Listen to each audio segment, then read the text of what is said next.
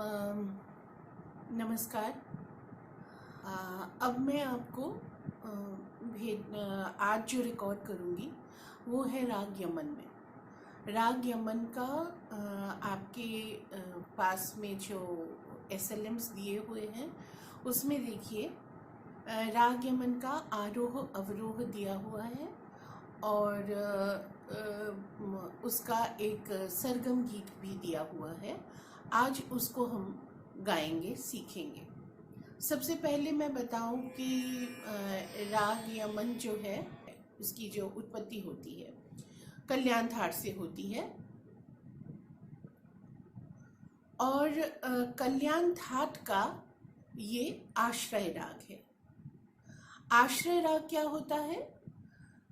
जो हमने थाटों के बारे में पिछले क्लास में पढ़ा है, थाट क्या है? पेरेंट स्केल है। केवल उसकी आरोहात्मक मतलब ऊपर जाने वाले क्रम से जो स्वर लगते हैं उसी को उस पेरेंट स्केल में रखा गया है।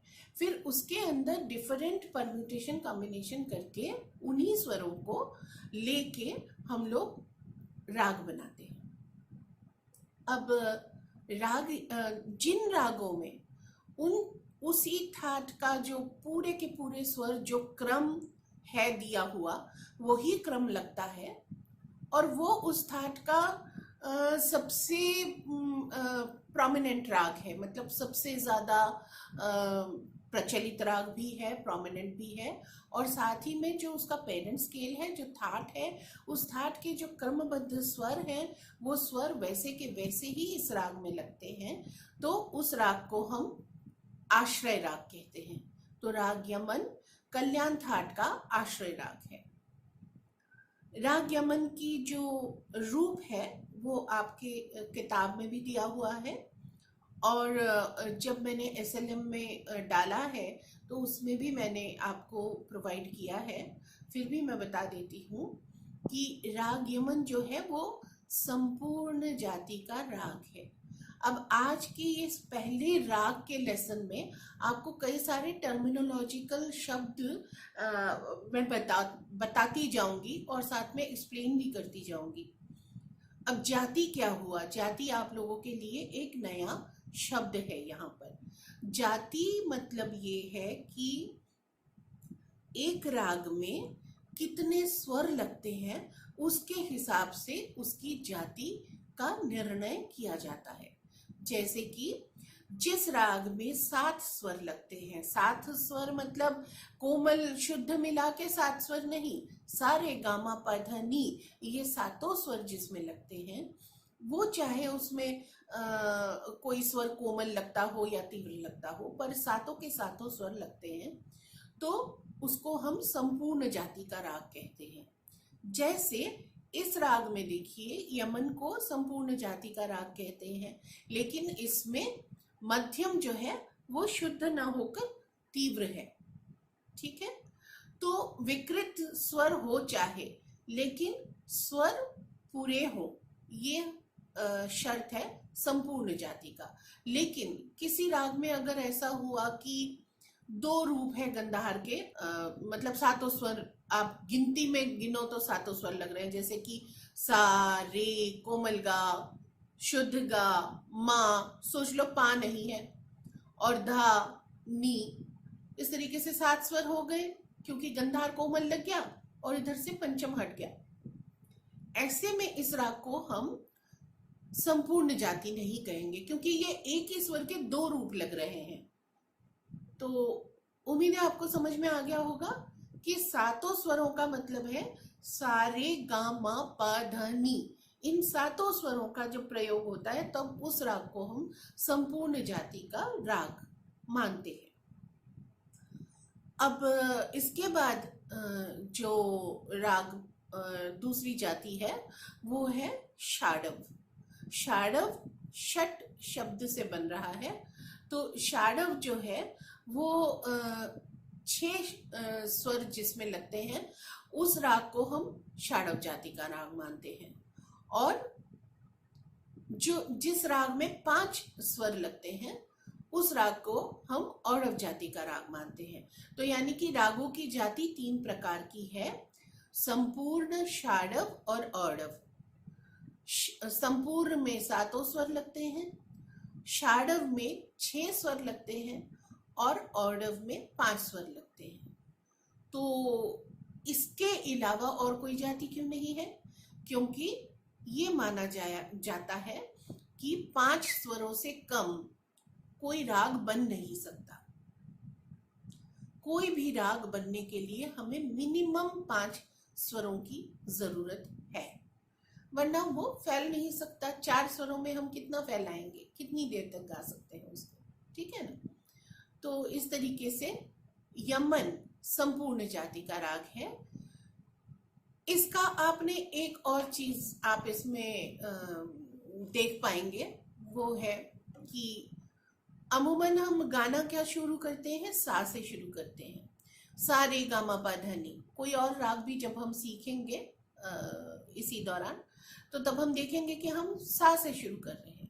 लेकिन राग यमन जो है वो नी से शुरू होता है, और वो भी मंद्र सप्तक के नी से शुरू होता है।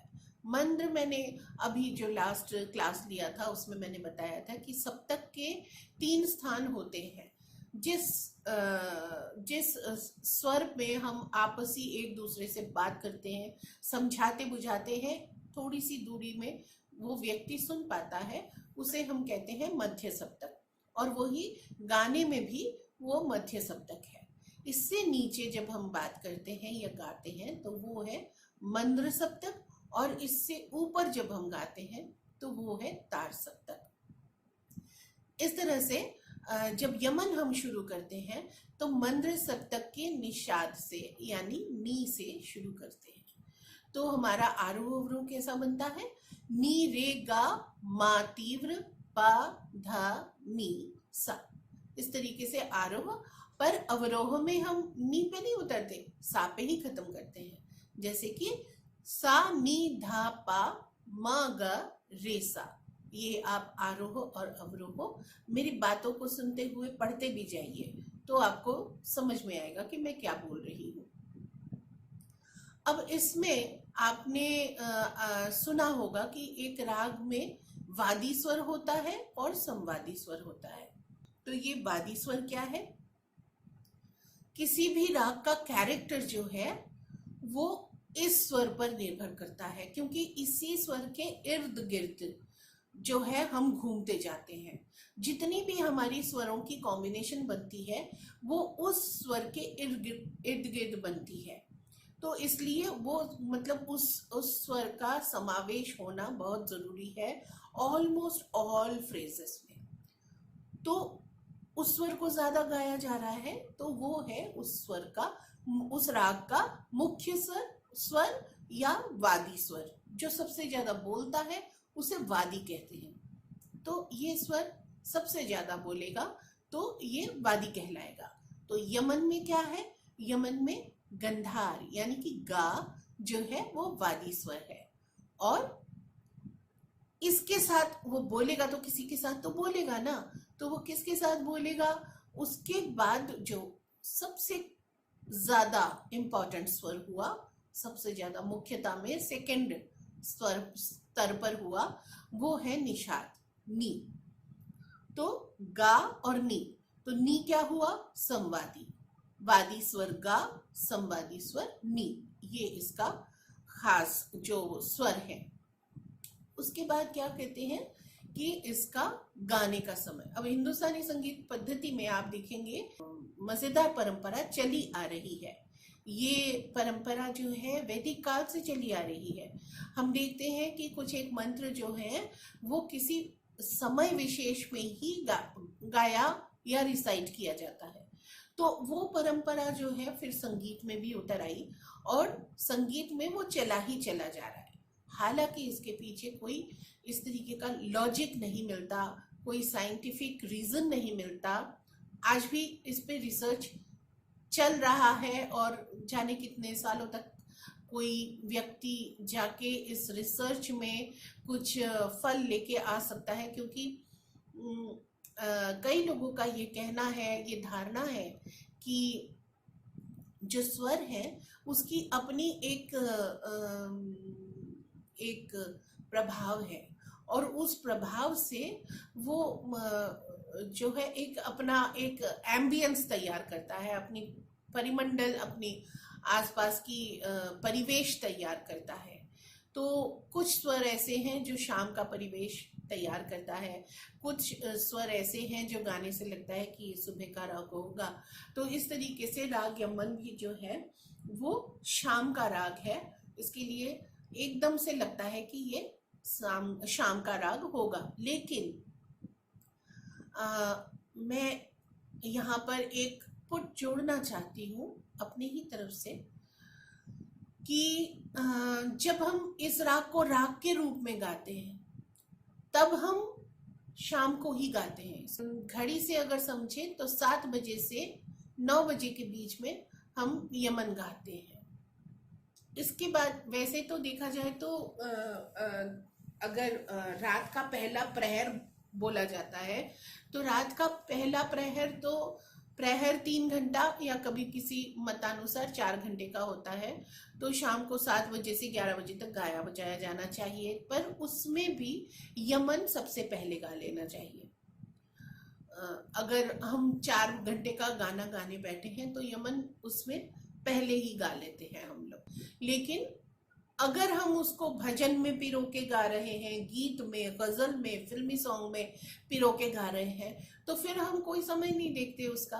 तो यही बात है कि इन रागों को समय निर्धारण करने के लिए लॉजिक क्या है, ये आज तक भी हमारे सामने स्पष्ट नहीं है। इसी राग पर आधारित जब हम गाना किसी भी समय सुनते हैं, हमें उतनी ही प्यारी लगती है जितनी शाम में सुनने में लगती है, उतनी सुबह में भी सुनने में लगती है। और यमन राग एक ऐसा राग है जिस राग में मतलब संभावनाएं अपार है। मतलब इसकी जो एक तो इसमें पूरे 7 स्वर होने के कारण, और दूसरा इसकी जो चलन है उसमें हम काफी कुछ फेर बदल कर लेते हैं, तब भी ये राग बिगड़ता नहीं है। तो इसलिए इसको कहा जाता है खान, स्वरों का खान है ये। तो इसलिए इस राग में मैक्सिमम फिल्मी गाने बने हैं, मैक्सिमम फिल्मी गाने। तो मैं अभ्यास के तौर पे आपको पूछना चाहूंगी, आप बताएं मुझे बिना गूगल देखे, हाँ ये बहुत जरूरी चीज है कि बिना गूगल देखे आप लोग बताएं कि राग यमन में कौन से गाने आपको याद आते हैं, फिल्मी गाने।